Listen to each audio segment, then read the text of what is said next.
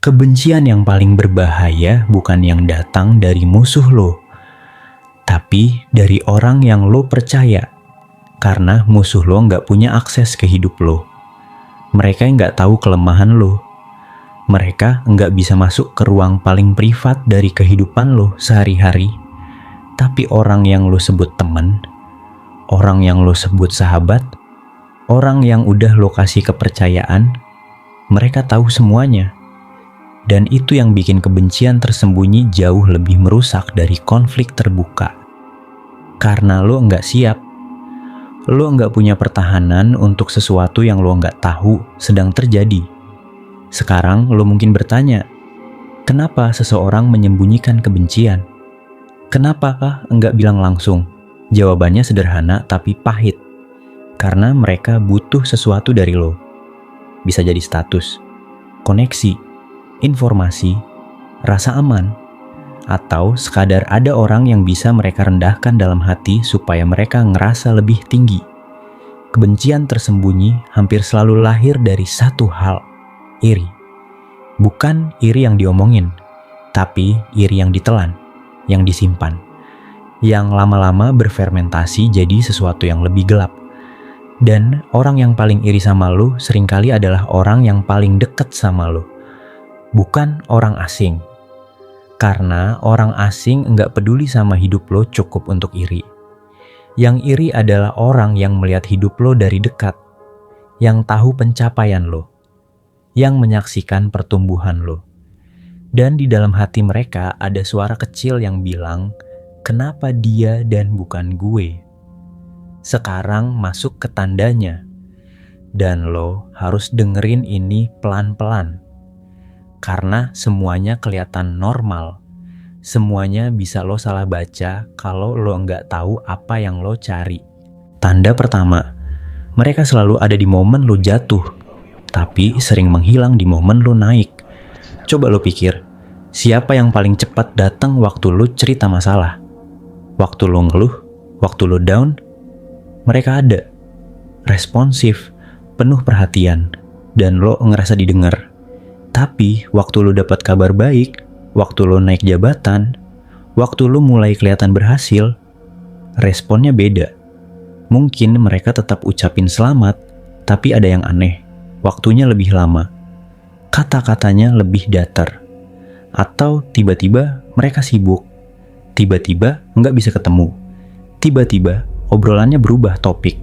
Ini bukan kebetulan. Orang yang benar-benar senang dengan keberhasilan lo akan lebih bersemangat di momen lo naik dibanding momen lo jatuh. Kalau polanya terbalik, ada yang perlu lo perhatikan. Tanda kedua, mereka memuji lo di depan, tapi kata-katanya terasa kosong.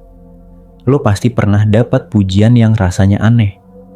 Bukan karena pujiannya salah, tapi karena nadanya nggak match sama kata-katanya. Mereka bilang, wah lo emang selalu bisa ya. Tapi nadanya datar, atau sambil lirik ke arah lain, atau langsung dilanjut dengan kalimat yang mengecilkan. Wah, lo emang selalu bisa ya. Untung lo ada koneksi. Bagus sih, tapi keren meski sebenarnya. Lihat polanya. Pujian yang diikuti kata tapi atau meski atau untung bukan pujian. Itu cara halus untuk mencabut apa yang baru aja mereka kasih. Dan mereka lakuin itu karena mereka nggak kuat ngasih pujian penuh ke lo. Terlalu sakit buat mereka. Jadi mereka setengah-setengah. Cukup untuk kelihatan baik, tapi tetap meninggalkan luka kecil. Tanda ketiga, mereka share informasi tentang lo ke orang lain. Hal-hal yang lo ceritain dalam kepercayaan. Ini yang paling banyak diabaikan. Karena waktu lo cerita sesuatu yang personal ke seseorang yang lo percaya, lo nggak kepikiran itu bakal jalan kemana-mana. Lo anggap itu aman. Tapi kemudian lo mulai dengar. Orang lain tahu hal yang harusnya cuma dia yang tahu. Ada detail yang muncul di tempat yang salah. Ada cerita yang berputar balik ke lo dengan versi yang sedikit berbeda. Dan lo bingung, siapa yang cerita? Orang yang menyimpan kebencian tidak akan menjaga rahasiamu. Karena informasi adalah kekuatan.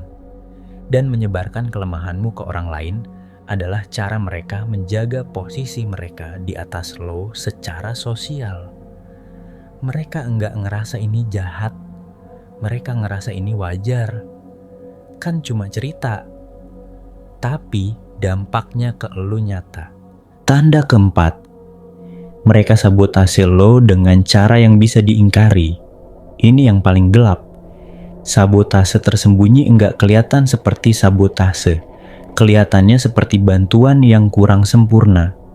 Saran yang sedikit keliru. Informasi yang sengaja enggak lengkap. Mereka kasih lo arah yang salah tapi dengan wajah yang tulus.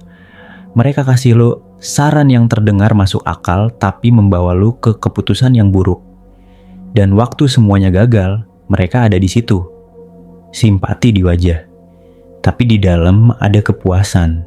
Yang paling seram kalau lo konfrontasi mereka bisa bilang, kan gue cuma mau bantu. Gue nggak tahu bakal kayak gini. Tidak bisa dibuktikan, tidak bisa dikonfirmasi, tapi lo ngerasain. Tanda kelima, energi lo turun setiap kali habis berinteraksi sama mereka. Ini yang paling jujur dari semuanya.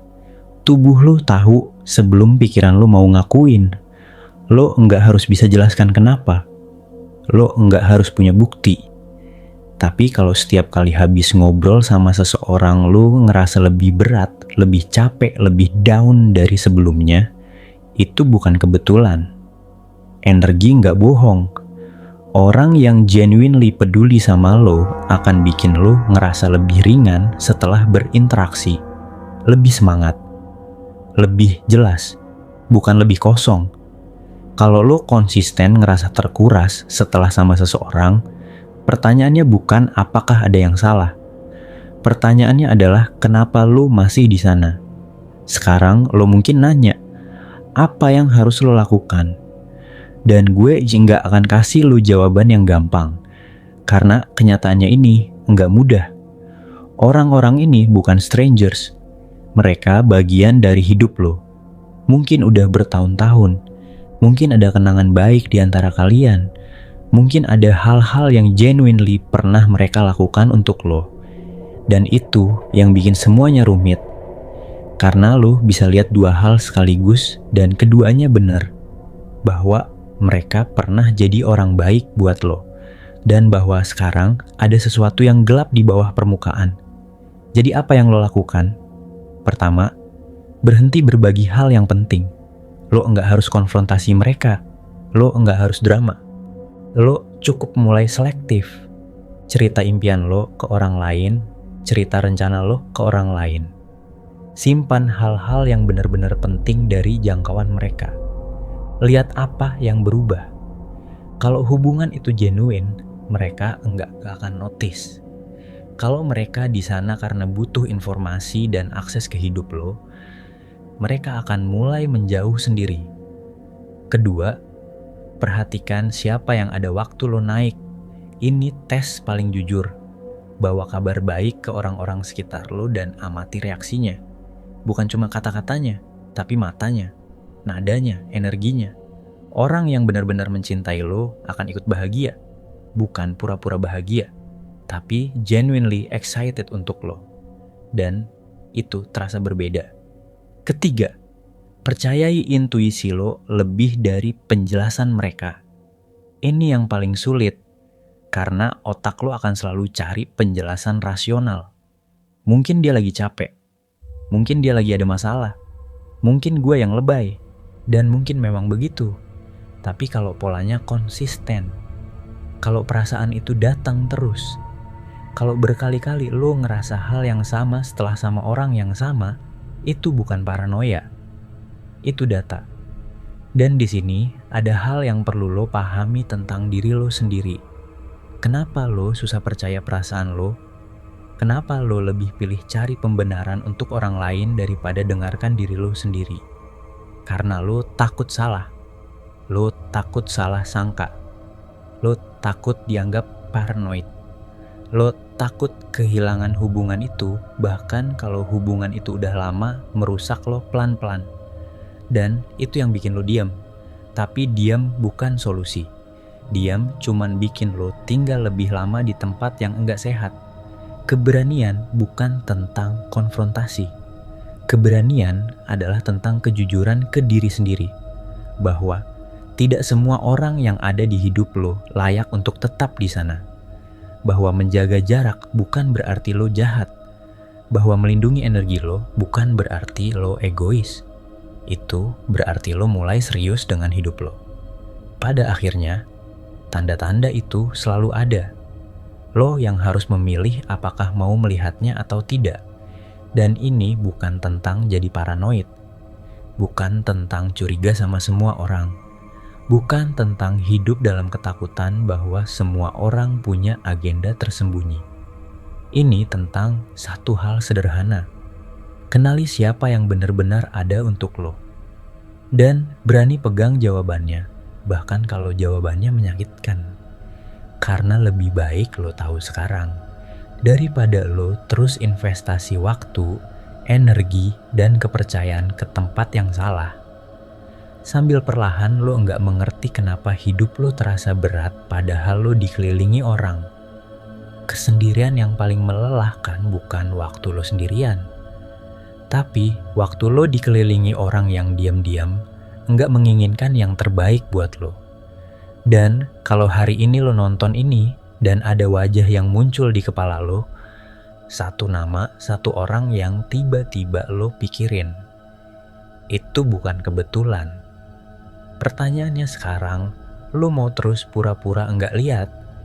Atau lo akhirnya mau jujur sama diri lo sendiri?